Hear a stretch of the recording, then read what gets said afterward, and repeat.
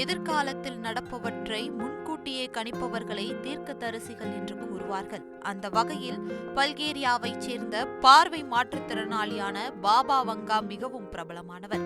அவரது பல்வேறு கணிப்புகள் அப்படியே நடந்ததால் அவர் உலக புகழ் பெற்றவர். இதேபோல் ஜப்பானிலும் ஒரு தீர்க்கதரிசி இருக்கிறார். அவர்தான் ரயோ டாட்சுகி.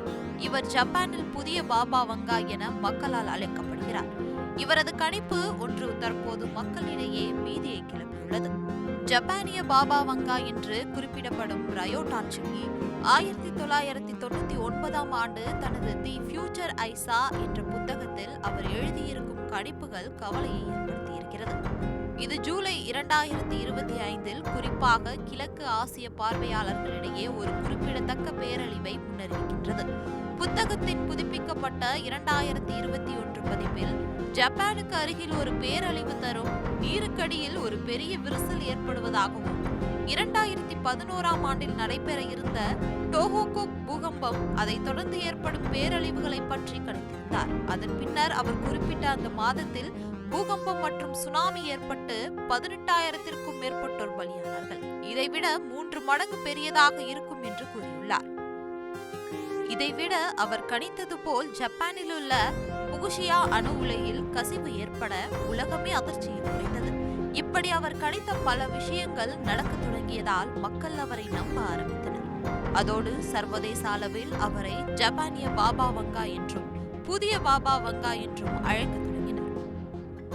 2025 ஆண்டு ஜூலையில் நடக்க இருக்கும் ஒரு பேரழிவு குறித்து அவர் எச்சரிக்கை விடுத்திருப்பது மக்களிடையே அதிர்ச்சியை ஏற்படுத்தியிருக்கிறது. ஜூலையில் ஜப்பானுக்கும் பிலிப்பைன்ஸுக்கும் இடையே கடலுக்கடியில் ஒரு பெரிய விரிசல் உருவாக உள்ளதாகவும் தைவான், இந்தோனேஷியா மற்றும் பிலிப்பைன்ஸ் ஆகிய குறிப்பிடத்தக்க சேதத்தை சந்திக்குமாம். ஜப்பான் இதுவரை கண்டிராத மிகப்பெரிய சுனாமியை பற்றி டாட்சுகியின் கணிப்புகள் சொல்கின்றன. ஜப்பான், இந்தோனேஷியா, தைவான் மற்றும் வடக்கு மரியானா தீவுகளை இணைக்கும் பகுதியில் ஜப்பானுக்கு தெற்கே கடல் கொதித்தெழுமாம். மாபெரும் குழிகள் உருவாகும் என்றும் கணிப்பில் பேசியிருக்கிறார். டாட்சுகியின் இந்த கணிப்பால் ஜப்பானுக்கு சுற்றுலா செல்ல திட்டமிருந்த சுற்றுலா பயணிகள் தங்களது பயணத்தை ரத்து செய்ய தொடங்கியுள்ளதாகவும் கூறப்படுகிறது. அதோடு ஜப்பானில் உள்ள சீனர்கள் விழிப்புடன் இருக்குமாறு அந்நாட்டு அரசு எச்சரித்ததாக தெரிவிக்கப்படுகிறது. மேலும் ஜப்பான் அரசு விரிவான பேரிடர் மீட்புக்கான உள்கட்டமைப்புகளை மேம்படுத்தி தயாராக உள்ளதாகவும் தகவல் வெளியாகியிருக்கிறது.